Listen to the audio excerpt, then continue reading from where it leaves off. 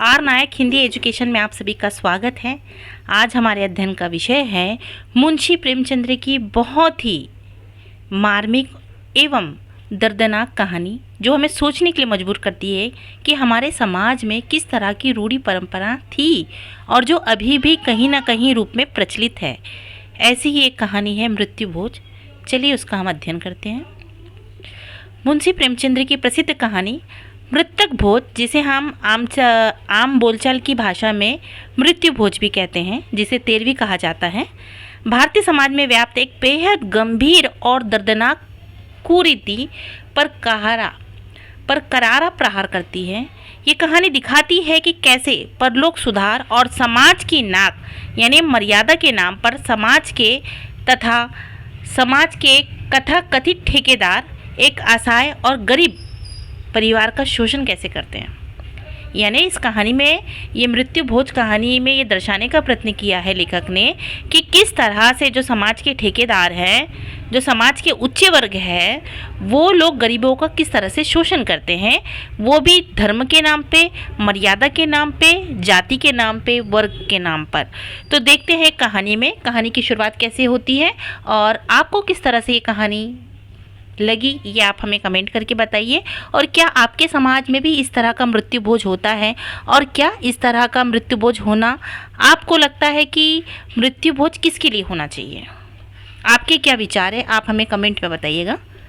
ठीक है, तो कहानी की शुरुआत होती है कि जो सेठ रामनाथ है, उसकी मृत्यु और उसके परिवार की बेबसी के बारे में यहाँ पे बताया। अब कहानी की शुरुआत हो रही है कि देखो कहानी की शुरुआत कैसे सेठ रामनाथ से होती है, जो अपनी बीमारी के अंतिम दिनों में बिस्तर में पड़ा है।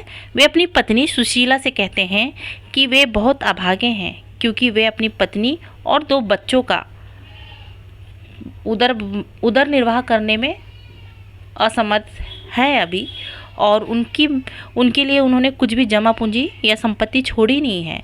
तो उन्हें बहुत दुख होता है और वो बोलते हैं कि मैं बहुत अभागा हूँ, क्योंकि मैंने अपने बच्चों के लिए कुछ भी नहीं छोड़ा और अभी मेरा जो है अंतिम समय है और मुझे बहुत दुख हो रहा है और मुझे बहुत चिंता भी लग रही है कि मेरे और मेरे बच्चों का उदर निर्वाह कैसा होगा, उनका भरण पोषण कैसा होगा। तो इसकी वो चिंता करते हैं और अपनी पत्नी से कहते भी हैं। ठीक है, और उन्हें इस बात का दुख है कि उनके पास उनको देने के लिए किसी भी प्रकार की संपत्ति नहीं है। रामनाथ की मृत्यु के बाद उसका पूरा परिवार अनाथ और बेसहारा हो जाता है। ये मध्यवर्गीय परिवार की एक कथित सच्चाई है कि कमाने वाला एक ही व्यक्ति होता है, जिससे पूरा परिवार डिपेंड रहता है। यदि उस परिवार के व्यक्ति को कुछ हो जाए तो पूरा परिवार बेसहारा हो जाता है।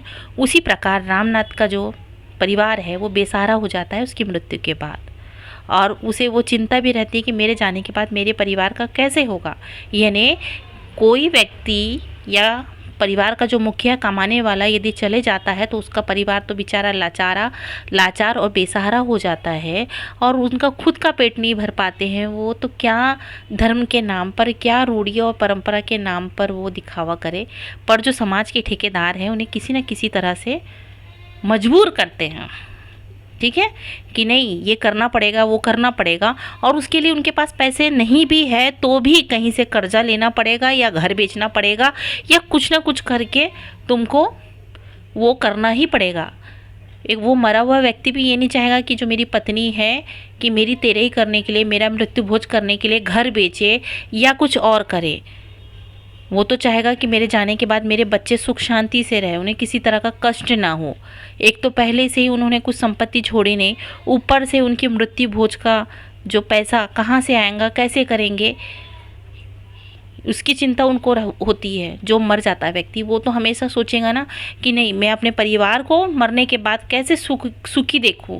पर यहाँ पे क्या होता है कि जो समाज के ठेकेदार लोग रहते हैं ना, जो पंडित पुरोहित है और उसके अलावा जो उच्च वर्ग के लोग रहते हैं, वो तेरे के नाम पे, रूढ़ी परंपरा के नाम पर क्या करते हैं, गरीब लोगों का शोषण करते हैं। तो जैसे रामनाथ की मृत्यु हो गई है, तो देखो रामनाथ की मृत्यु के बाद बिरादरी के जो मुखिया रहते हैं, कौन, धनीराम और कुबेरदास जैसे समाज के बड़े लोग सुशीला के घर आते हैं। वे सुशीला को सांत्वना देते हैं। सांत्वना देने के बजाय क्या करते हैं, सांत्वना देने के बजाय उसको जोर लगाने देते हैं कि तेरे ही करो, मृत्यु भोज करो। ठीक है, समाज में घर की आबरू और मर्यादा बनाए रखने के लिए रामनाथ का मृतक भोज यानी ब्रह्मा भोज बहुत ही धूमधाम से करना चाहिए ताकि मृतक की आत्मा को शांति मिले। देखिए समाज के ठेकेदार आ रहे हैं और वो उनको बोल रहे हैं किसको, उसकी पत्नी को, कि मृतक भोज करवाना चाहिए, क्योंकि मृतक भोज जब करवाओगी तुम तभी मृतक की आत्मा को शांति मिलेगी। जबकि उनको पता है कि इसके घर में कुछ भी नहीं है, वो करने की उसकी हैसियत नहीं है, वो कहाँ से करवाएगी। तो भी जो समाज के ठेकेदार लोग रहते हैं, जो समाज के जो उच्च वर्ग के लोग रहते हैं ना, तो वो इस तरह का प्रेशर डालते हैं कि तुम्हें करना ही पड़ेगा, क्योंकि तुम इस जाति के हो, तुम इस धर्म के हो, तो तुमको अपने धर्म और मर्यादा और जाति के नाम पे करना ही पड़ेगा, ऐसा वो प्रेशर डालते हैं। ठीक है, तो देखिए अब क्या करती बेचारी, जब असहाय विधवा सुशीला रोते हुए बताती है कि उसके पास फूटी कौड़ी भी नहीं है, तो ये ठेकेदार अपनी चाल चलते हैं। वे कहते हैं कि मर्यादा बहुत बड़ी चीज़ है। वे सुशीला को समाज की दुहाई देकर और डरा धमकाकर भारी ब्याज दर पर साहूकार से कर्ज लेने के लिए मजबूर कर देते हैं। देखिए जो समाज के ठेकेदार जो लोग रहते हैं ना, कुछ लोग धूर्त लोग रहते हैं, वो क्या करते हैं, वो मर्यादा के बारे में बताते हैं, रूढ़ी परंपरा के बारे में बताते हैं कि नहीं ऐसा करना ही पड़ेगा, चाहे उसके लिए तुम किसी से कर्ज ले लो, और कर्ज दिलवा के रखते हैं। और जो एक बार कर्ज के चक्कर में फंस गया ना, तो वो ज़िंदगी भर कर्ज के पैरों तले दबा ही रहता है, वो कभी उभर ही नहीं सकता। तो ये जो साहूकार है वो सुशीला को क्या करते हैं, भारी ब्याज पर कर्ज लेने के लिए मजबूर कर देते हैं। फिर देखो कर्ज के पैसे से बिरादरी के जो लोग हैं और पंडितों को तरह तरह के पकवान खिलाए जाते हैं। एक तरफ समाज के अमीर लोग पेट भरकर पूड़ियाँ और मिठाइयाँ खा रहे हैं, देखिए, वहीं दूसरी तरफ जो रामनाथ के भूखे और मासूम बच्चे हैं ना, कोने में बैठकर उन पत्तलों को देख रहे हैं। देखिए कितनी मतलब दर्दनाक बात है कि उनके पिता मरे हैं और उनका ही मृत्यु भोज करवा रहे हैं, है ना, ब्राह्मणों को खिला रहे हैं और जो बड़े बड़े रिश्तेदार उनको खिला रहे हैं, पर जो बच्चे हैं, जिसके बच्चे हैं, जो खिला रहा है उसके ही बच्चे भूखे हैं, वो दूसरों की पत्तल को देख रहे हैं। तो लेखक कितना मतलब यहाँ पे कितनी दर्दनाक, या कहने के लिए कि जो मानवीय संवेदना को बिल्कुल झकझोर दे, हमको भावुक बना दे, ऐसी पंक्तियाँ लिखते हैं प्रेमचंद्र। जिन पैसे से उन अनाथ बच्चों का भविष्य सुधर सकता था या उनको 2 वक्त की रोटी मिल सकती थी, वही पैसा समाज के झूठे दिखावे और अंधविश्वास की बलि चढ़ जाते हैं। देखिए वो जो जितने लोगों को मृत्यु भोज करवाया है, यदि वो ना करवाती तो वही पैसे से जो ये बेचारे बच्चे हैं, अभी अनाथ ही कहेंगे, तो उनको 2 वक्त की रोटी मिल सकती थी या उनका भविष्य सुधर सकता था। पर यहाँ पे धर्म के नाम पर, जाति के नाम पर, बिरादरी के नाम पर, मर्यादा के नाम पर क्या करते हैं, सुशीला को मजबूर किया जाता है कि कर्ज ले और ये सब दिखावा कर, इस अंधश्रद्धा को बढ़ावा दे और अंधश्रद्धा के नाम पर ये खर्च कर। तो समाज के मतलब लोग जो रहते हैं, प्रतिष्ठित लोग, जिनको सब पता होने के बाद भी वो इस तरह का हरकतें करते हैं, इस तरह का शोषण करते हैं गरीब लोगों का, गरीब और बेसहारा और निसहाय लोगों का शोषण करते हैं।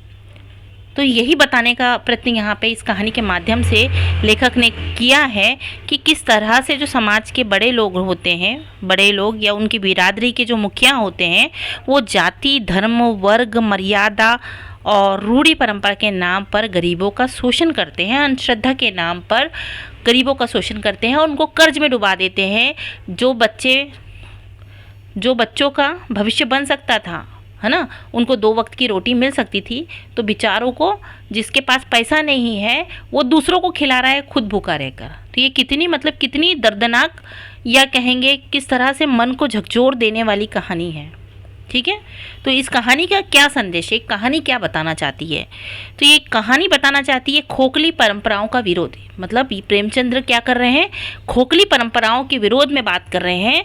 प्रेमचंद्र ने इस कहानी के जरिए ये दिखाया है कि किसी के जाने के शोक में डूबे परिवार को सांत्वना देने की जगह उन्हें समाज द्वारा जबरन भोज खिलाने के लिए मजबूर करना एक सामाजिक अपराध है। सही बात है, कि जिसके परिवार का कोई जाता है तो उस दुखी परिवार को समाज के लोग ने क्या करना चाहिए, मदद करना चाहिए, उनको सांत्वना देना चाहिए, उनके दुख को कम करने का प्रयास करना चाहिए। पर यहाँ पर क्या करते हैं, समाज के ठेकेदार क्या करते हैं, उन्हें जबरन मजबूर करते हैं कि नहीं, तुम्हें ये जो मृत्यु भोज है वो खिलाना पड़ेगा।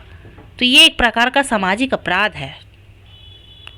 गरीबों और विधवाओं का शोषण देखो, अब गरीब और विधवाओं का शोषण ये कहानी के माध्यम से बताने का प्रयत्न कर रहे हैं कि धार्मिक आडंबर की आड़ में कैसे समाज के जो रसूलदार रहते हैं लोग, एक लाचार महिला और उसके बच्चे, उसके जो मासूम बच्चों का मुंह का निवाला छीन लेते हैं।